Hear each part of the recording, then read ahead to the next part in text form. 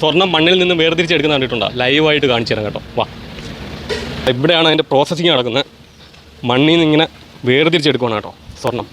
നമ്മുടെ സ്വർണ്ണക്കടകളിലെ മണ്ണിലും പൊടിയിലും വരെ സ്വർണ്ണം ഉണ്ടെന്ന് പറയുന്നത് ചുമ്മാതല്ല കേട്ടോ.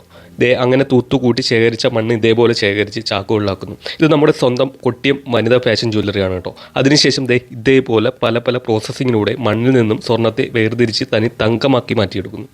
ഏകദേശം 2-3 ദിവസം വരെ വേണ്ടിവരും ഈ ഒരു പ്രോസസ്സിങ് കഴിയാനായിട്ട്.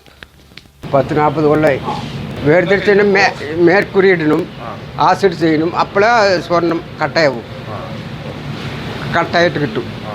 മണ്ണിലിരുന്ന് ഈ പൊടികളില്ലേ, റാക്ക് പൊടി, ഇത് മേൽക്കുരി ഇട്ടിട്ട് തിരുമ്പണം. തിരുമ്പിയാൽ ആ സ്വർണ്ണ പൊടിയൊക്കെ ആ മേൽക്കുരിയിൽ പിടിക്കും. എന്നിട്ട് അത് കട്ടയാവും.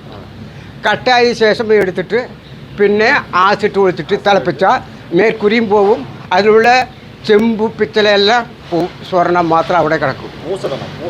പിന്നെ മൂസലിട്ട് ഉറുക്കണം. അപ്പോൾ കട്ടയായി, അപ്പോൾ തങ്കം.